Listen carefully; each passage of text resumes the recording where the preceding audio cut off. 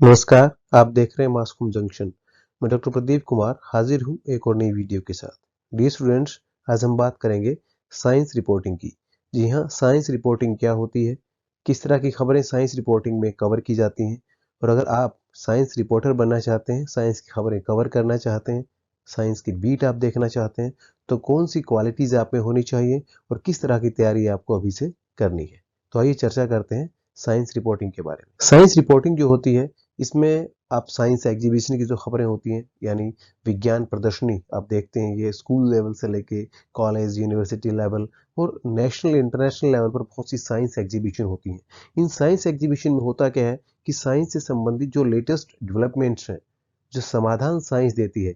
आप जानते हैं कि जीवन में लगातार अलग अलग तरह की प्रॉब्लम्स आती रहती हैं, सामाजिक, सांस्कृतिक, राजनीतिक, बहुत सी समस्याएं होती हैं। उन समस्याओं के जो समाधान है, उसको खोजने में साइंस अहम भूमिका निभाती है। तो उन मॉडल्स के जरिए जो एग्जीबिशन में दिखाए जाते हैं, कुछ समाधान प्रस्तुत किए जाते हैं। वो विद्यार्थी जो होते हैं स्कूल के, कॉलेज के, इसके बाद जो स्कॉलर्स होते हैं, साइंटिस्ट होते हैं, तो वो उन एग्जीबिशंस में अपने दिमाग से तैयार की गई जो चीज़ें होती हैं, मॉडल्स होते हैं, उसको प्रेजेंट करते हैं उस एग्जीबिशन में। और कहीं ना कहीं जो समस्याएं हमारे आसपास हैं, जो आपको एक सरल जीवन, आसान जीवन जीने में एक तरह से रुकावट पैदा करते हैं, उनके समाधान वो ढूंढते हैं। चाहे हमारा एनवायरनमेंट खराब हो रहा है, चाहे इरिगेशन का कोई इशू है, चाहे पॉल्यूशन को कम करने का इशू है, चाहे पानी को बचाने का इशू है, जितनी भी तरह की जो चीज़ें हैं, या फ्यूल कैसे कम से कम खर्च हो, गाड़ियों में कैसे कम से कम खर्च हो, कैसे बिजली बचानी है, तो जितनी भी तरह की समस्याएं आप अपने आसपास देख रहे हैं, जो साइंटिस्ट हैं हमारे, वो लगातार इन समस्याओं के समाधान खोजने में लगे रहते हैं। और साइंस एग्जीबिशन में होता क्या है, वो जो समाधान होते हैं, उन समाधान को अपने मॉडल्स के जरिए वो प्रेजेंट करते हैं और सोसाइटी के सामने कहीं ना कहीं उन चीज़ों को लेकर के आते हैं कि ये जो है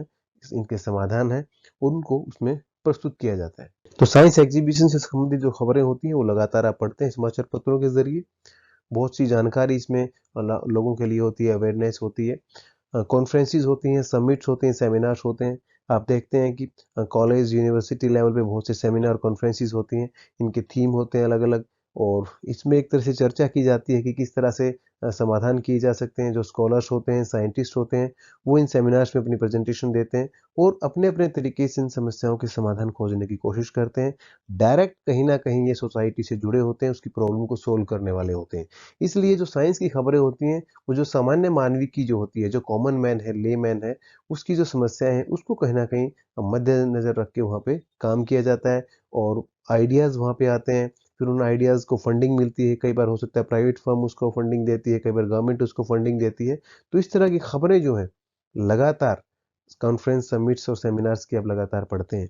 ये जो कॉन्फ्रेंस, सेमिनार्स होते हैं, इनकी जो रिपोर्टिंग होती है, जो प्रोसीडिंग्स होती हैं, इनकी जो फाइंडिंग होती है, वो गवर्नमेंट को कहीं ना कहीं सेंड की जाती है। गवर्नमेंट जो है, इन सेमिनार्स की जो फाइंडिंग होती है, उसके बेसिस पे उसको कहीं ना कहीं जो पॉलिसी, जो फ्रेमवर्क होता है, पॉलिसी मेकिंग जो होता है, उसमें उसको इस्तेमाल करती है। और कहीं ना कहीं फिर वो एक पॉलिसी के माध्यम से, एक नीति के माध्यम से, एक योजना के माध्यम से आम आदमी तक वो चीज़ें पहुंचती हैं। तो ये जो चीज़ें सारी होती हैं कॉन्फ्रेंसिस में, सेमिनार्स में, या समिट्स में, या साइंस एग्जीबिशन में, उन सब चीज़ों को अलग अलग जो जनसंचार माध्यम है, समाचार पत्र, पत्रिका, यूट्यूब चैनल, न्यूज़ चैनल, इन सब के जरिए कवर किया जाता है। बहुत से ऐसे दूरदर्शन के चैनल भी हैं जहां साइंस की खबरों को विशेष तौर पे दिखाया जाता है और आम आदमी तक एक अवेयरनेस लेके आने की कोशिश की जाती है।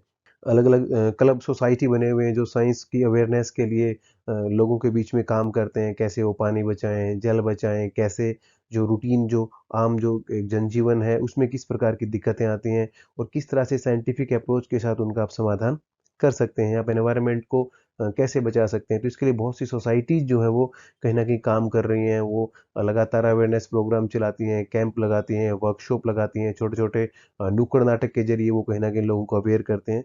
और जो रिनाउंड साइंटिस्ट हैं, उनके इंटरव्यूज भी साइंस रिपोर्टिंग के तहत किए जाते हैं कि वो अपने स्तर पे क्या एफर्ट्स कर रहे हैं और किस तरह की जो चेंजेस आ रहे हैं, साइंस किस तरह से उसको एक तरह से उस पर काम कर रही है। Space for science news in newspapers आप देखते हैं कि स्पेस की हमने बात की कि स्पेस भले ही कम मिले, लेकिन आप फिर भी देखते हैं कि एक या दो न्यूज ऐसी होती है आज समाचार पत्रों में जो शोध पे आधारित होती है कि फला यूनिवर्सिटी ने ये शोध किया, या अमेरिका, ब्रिटेन, जो डेवलप्ड कंट्रीज हैं, वहाँ की यूनिवर्सिटीज इन विषयों पर शोध कर रही हैं। तो ये जो सारी खबरें होती हैं, जो शोध आधारित आधारित खबरें होती हैं, रिसर्च एंड डेवलपमेंट की खबरें जो होती हैं, और जो जिस पे साइंटिस्ट लगातार काम कर रहे होते हैं, वो साइंस रिपोर्टिंग के तहत कवर की जाती हैं।